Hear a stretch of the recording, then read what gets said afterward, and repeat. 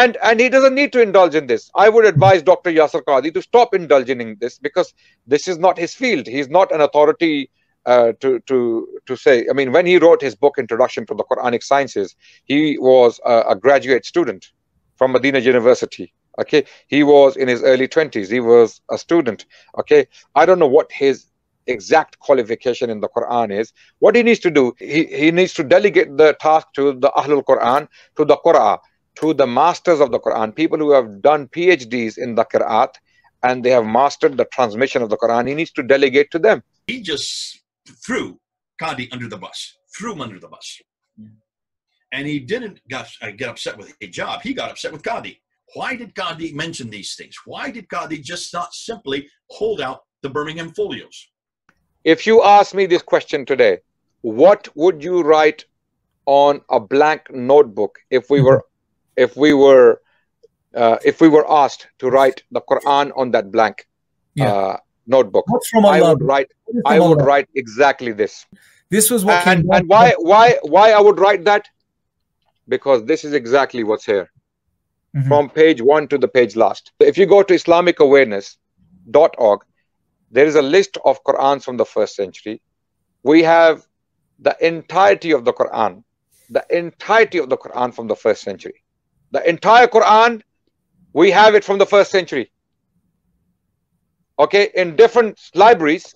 Okay, we even have complete copies. The Husaini Mosque manuscript, which is from the 1st century in Cairo. Okay, Husaini Mosque manuscript is from the 1st century of Islam. It's in Cairo. It is 99% complete. The complete text of the Quran. Only first 2 or 3 pages are missing. Surah Al-Fatiha and maybe the very early verses of Surah Baqarah are missing. There are so many mistakes he made in just those few minutes.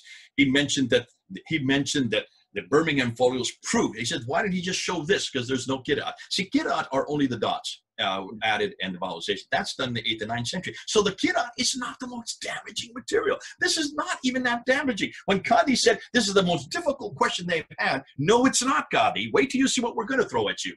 This is all from the 8th, 9th, and 10th century, way over here. I don't care about that. I want to know what's happened in the 7th century. I want to know what's happened in the very beginning. I want to know what happened at the time of Uthman in 652. I want to know where that Uthmanic recension is that you're always talking about. Where's the original Quran? And that's what Adnan tried to say. Adnan tried to bring that in. Did you notice? What is the Quran that he claimed was the Uthmanic Quran? The Husaini Quran in Cairo. Right. What an idiot. Wow. Claiming that, and did you notice what he claimed? He said it was from the original, but then he quickly qualified himself. No, it's from the 1st century AH. That means up to 719. Yeah. That this is before 719. Who in the world would ever accept that? 719? Nobody considers this to be even an 8th century Quran. It may be a late 8th century, but many people put this to the 9th century. What's more, it does not belong to the 63, that Islamic Awareness website that he claimed where it's been housed. He said it's in the Islamic Awareness website. Go up on the Islamic Awareness website and see if it's part of the 63 fragments that they have listed there. Not at all. When they radiocarbon date the parchment, are it's the parchment itself that they're dating, or is it the ink on the paper, or is it both? How does that work? It's the actual skin, it's the actual material. They carbon date the material, and basically the dating tells you when the animal was killed, because it is vellum. It comes from goats. It is basically goat skin, and it is highly likely that it was penned, it was written. According to the study of paleography, even the text, it is very, very ancient. It is early Hijazi script. It is very, very early Arabic writing. So both basically facts correlate. Okay, the dating of the parchment and the text. Making mistake after mistake after mistake, saying that radiocarbon dating not only dates the parchment, it also dates the ink. Nobody in their right mind would make that kind of statement. Obviously, he doesn't know what he's talking about. The Birmingham Folios is just 2 pages front and back. It's parts of 020. That's it. Yeah. It's not a whole manuscript. It's just a few. What's more, nothing on it is about Islam. All of it is about Moses. It's about the 7 sleepers of Ephesus. And if you look at these stories have nothing to do with Islam. These are pre-Islamic stories. Right. What's more, The dates are 568 to 645. When was the Quran finally canonized under Uthman? In 652. So even if you go with the latest date, the last date, it's 7 years before the Quran was even finally canonized, finally written down.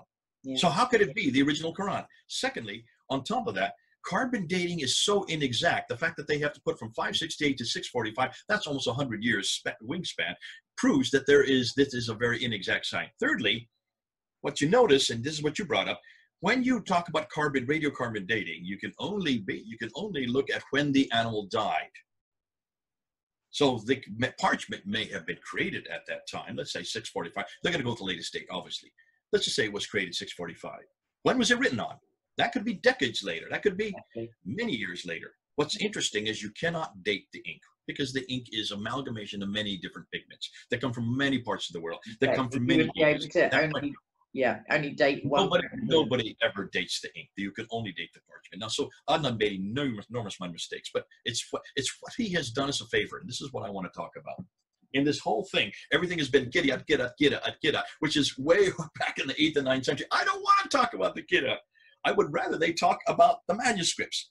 So who has done us a favor by now pushing us into the manuscripts but Adnan Rasyid? Which means now, this week, we're going on the offensive. Remember, Kay, I've said always, the best defense is a good offense. Always put them on the defense. Notice nobody's talking about Bible manuscripts. Nobody's talking about the historicity of Jesus. None of this. It's all against Islam, and it's all against the Quran. The one thing the Muslims don't want us to talk about is this. I think we really do have Islam in a corner. I've never seen it this easy for me. I've never seen it this exciting. I've never seen this many admissions, and I've never seen Muslims starting to censor themselves. Since when do you censor an interview of 25 minutes midway through the week? Why do you do that? Unless, of course, you don't have answers. I would suggest that this may be the beginning of the crack of Islam starting to open.